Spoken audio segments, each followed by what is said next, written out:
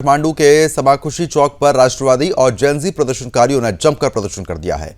जब उन्होंने राजा आओ देश बचाओ जैसे नारे लगाए, शांतिपूर्ण ढंग से रैली की। उनका मुख्य उद्देश्य था नेपाल को फिर से हिंदू राष्ट्र घोषित करवाना और राजतंत्र की बहाली करना। प्रदर्शनकारियों का यह भी कहना है कि वो किसी राजनीतिक दल के एजेंडे का हिस्सा नहीं है, बल्कि एक भ्रष्टाचार मुक्त नेपाल की मांग कर रहे हैं। रैली में बड़ी संख्या में युवाओं की उपस्थिति साफ तौर पर देखने को मिली है। हालांकि पुलिस प्रशासन ने समाकुशी चौक से आगे बढ़ने उनको नहीं दिया और प्रदर्शनकारियों को वहीं पर रोक दिया गया, जिससे दोनों के बीच साफ तौर पर झड़प की स्थिति बन गई। बावजूद इसके प्रदर्शनकारी संयम बरतते हुए नजर आए और शांति रखी। प्रदर्शनकारियों ने यह भी ऐलान कर दिया कि छठ पूजा के बाद आंदोलन और भी बड़े स्तर पर होगा। उनका उद्देश्य नेपाल की संस्कृति, धार्मिक और ऐतिहासिक पहचान को बचाए रखना है।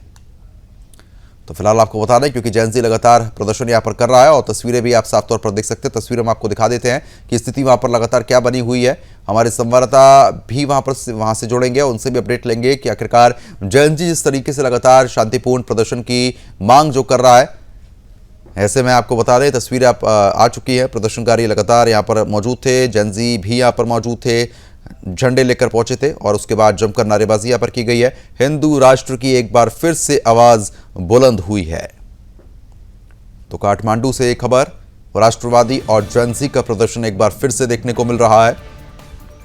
जेनजी लगातार कह रहे हैं कि हमको कोई भी उग्र प्रदर्शन नहीं करना, लेकिन जो हमारी मांगे हैं उनको माना जाए। अगर मांगे नहीं मानी जाएंगी तो आने वाले समय में छठ पूजा के बाद यह प्रदर्शन उग्र होता हुआ नजर आएगा। लेकिन सुरक्षा की दृष्टि से पुलिस की टीमें जो है वो यहाँ पर तैनात कर दी गई हैं, जिससे माहौल खराब ना हो और स्थिति काबू में रहे। तस्वीरें आप देख सकते हैं। शांतिपूर्ण फिलहाल अभी ये प्रदर्शन है। काफी बड़ी संख्या में हिंदू राष्ट्र की मांग को लेकर जेनजी सड़कों पर उतरे हुए हैं। छठ के बाद एक बार फिर से आंदोलन की बात भी फिलहाल कह दी गई है। अब सीधा काठमांडू का रुख कर लेते हैं। हमारे संवाददाता सुबोध कुमार हमारे साथ जुड़ चुके अपडेट देने के लिए। सुबोध, जिस तरीके से एक बार फिर से प्रदर्शन की जो आहट है वो साफ तौर पर यहां पर सुनाई दी है और हिंदू राष्ट्र की मांग एक बार फिर से उठ गई है, अभी क्या कुछ देखने को मिल रहा है सड़कों पर?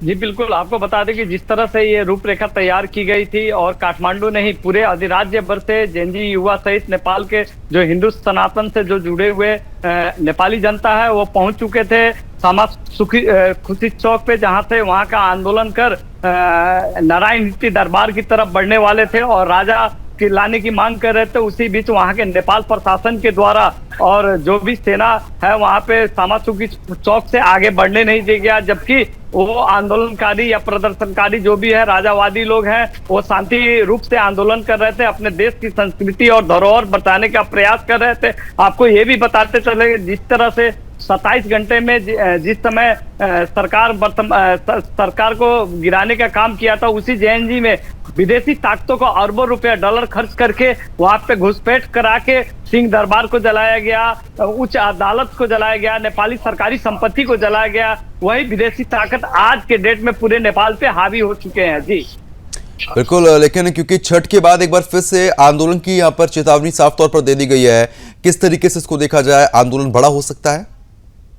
बिल्कुल, आपको बता दें कि अब वहां के जो भी सनातन और राष्ट्र के प्रति जो समर्पित है उनका कहना है कि अभी लोक आस्था का महापर्व छठ पूजा है, उसको लेके समन्वय जो पुलिस प्रशासन के बीच नहीं बैठ पाया, उसके लेके छठ पूजा के बाद में इस आंदोलन का बृहद रूप देने का काम करेंगे और 3 महीना जो बचा हुआ है चुनाव की घोषणा का तारीख का, उस बीच में राजा की वापसी तय मानी जा रही है। जी बिल्कुल, क्योंकि देखिए जिस तरीके की परिस्थिति अभी फिलहाल बनी हुई है, एक बार नेपाल में जो स्थिति पहले बनी थी जहां पर लगातार आगजनी की गई थी, ऐसी स्थिति अगर दोबारा बनती है तो प्रशासन इस स्थिति को संभालने के लिए योग्य है? अभी